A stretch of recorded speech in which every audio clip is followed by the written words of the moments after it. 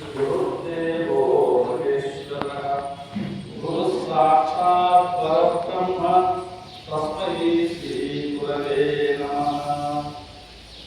ఈ సమస్తమైన ప్రపంచ సృష్టిలో ఉత్తమోత్తమైనటువంటి జన్మ మానవ జన్మ.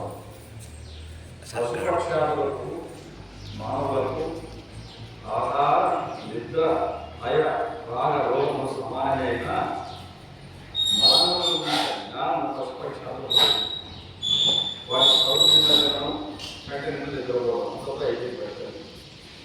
కాబట్టి అది పూర్వజన్మ సంస్కారం ఉంటే తప్ప కాలహస్తిలో ఈశ్వరుడు సేవించి ఒకసారి ఒక ఏరుకు ఒక ఆమె కలిగించారు. అంటే వాటి పూర్వజన్మ సంస్కారం ఉంటే తప్ప అలాంటి భక్తి ఏర్పడదు. కానీ మానవులందరూ కూడా స్వతసిద్ధంగానే కష్ట నష్టము దుఃఖాన్ని కోరుకోరు, శాశ్వతమైన సంతోషాన్ని కోరుకుంటారు. ఈ సంతోషం అనేది తీరగా నీలో ఉన్నటువంటి సద్గుణం ఏదైనా సరే అది ఆనందానికి ఏ సంతోషమైనా సరే నీవు 10 మందికి నీకు ఆకలి అవుతుంది, పంటలన్నీ అవుతున్నావు, ఎవడో పోటీ వృక్షాన్ని వృక్షాలు కూర్చోబెట్టి వాడు తప్పడం భోజనం పెడతావు, వాడు ఆనందంతో పోయా 10 కాలాల పాటు చల్లగా జీవించని ఆసక్తిస్తాను. నీవు భోజనం చేసిన దానికంటే వాడు పెట్టినప్పుడు వృత్తి చాలా గొప్పది, సంతోషం తప్పకుండా ఆనందం కలుగుతుంది. నేను ఇంతమంది భోజనం పెట్టగలిగాను కదా అనేటువంటి ఆనందం కలుగుతుంది. అంటే ఒక సద్గుణం వల్ల ఆనందం కలుగుతుంది. అలాంటి సద్గుణాలు అలవర్చుకోమని ఎవరు చెప్పాలి, ఎవరెవరికి ఇస్తుంది? ఆవులకు గడ్డి తినాలని తెలుస్తుంది, దాని ఆహారం తెచ్చిపోయి. ఒక కుక్క ఉందనుకుందాం, దాని మాంసం కుక్క కాదని తెలిసిపోయి మానవుడికి ఏం కావాలని ప్రశ్న వేస్తే ఏం కావాలని ఆలోచిస్తాను కదా. ఏది తీసుకోవాలో నేను చెప్పేదానికి గురువు అవసరం. అంటే ఎలా జీవించాలో ఆవు చెప్పనక్కర్లేదు, కుక్కలు చెప్పనక్కర్లేదు, మానవుడికే గురువు అవసరం. గురువు మానవ జీవితాన్ని ఎలా తరించాలో దాన్ని ఉపదేశిస్తాను. ముఖ్యంగా భగవంతుడు చేసినటువంటి పడవ తాను నదిని దాటుతూ తనతో పాటు 10 మందిని దాటిస్తుంది. పడవ మీ దగ్గర నుంచి ఏం ఆశించాలని లేదు, నా జన్మకు అది చాలా అనుకుంటుంది కరెక్ట్. ఈ శరీరం అనేది మానవుడు చేసుకున్నటువంటి శరీరం కాదు, సాక్షాత్తు భగవంతుడు తయారు చేసినటువంటి ఈ శరీరం ఒక పడవలాంటి. ఇది కేవలం తేరగా రాలేదు. మహతా పుణ్యపణ్యేన ప్రీత్యేయం కాయము స్వయ అని శాస్త్రం. నీ చేత మహతా పుణ్యం చాలా గొప్ప పుణ్యకార్యం చేసుకుంటే నీకు భగవంతుడు మెచ్చుకొని నీకు మానవ జన్మ ఇచ్చాడు. వీటికి కలిసి మోక్షాన్ని పొందనే అదే అవకాశం ఇచ్చాడు.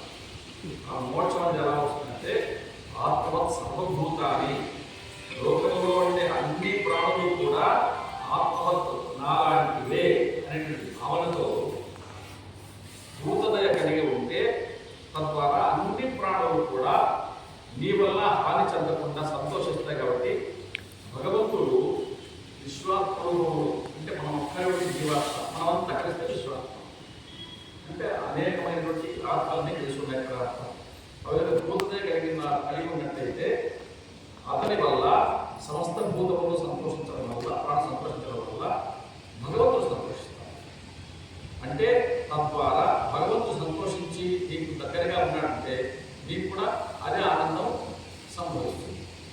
కాబట్టి ఈ భగవత్ తత్వాన్ని నీకు అందజేసి నిన్ను మలిచేవాడు ఎవరంటే గురువు. గురువు తన దగ్గర శిష్యుడిని తోటమాలి ఏం చేస్తాడు అంటే మొక్కలు పెంచుతాడు.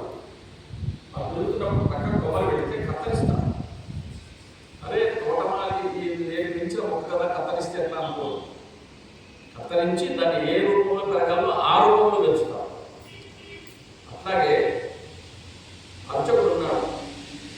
అర్చక స్వామి దేవాలయంలో మంగళహారతి మంగళాపురంలో అప్పటి ఆ వెలుగులో నేను భగవంతుని దర్శించుకో, నేను అర్చామూర్తిగా ఇక్కడ కూర్చొని ఉన్నాడు అని చూపిస్తాను. గురువు కూడా అలా మార్గనిర్దేశం చేస్తారు. చూడవలసింది నమస్కారం పెట్టవలసింది లేదు.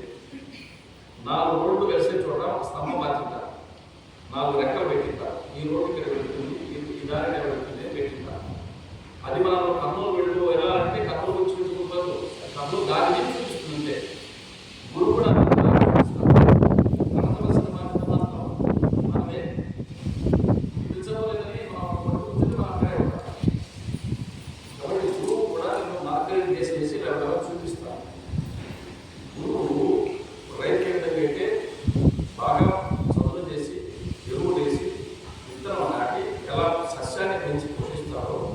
అలాగే మానవుడు కూడా జ్ఞానబీజాన్ని నాటి కర్షకుడు ఏ విధంగా అయితే రైతు ఏ విధంగా అయితే పంటను కాపాడుకుంటాడో అక్కడ శిష్యుడు గురువు కాపాడుకుంటాడు.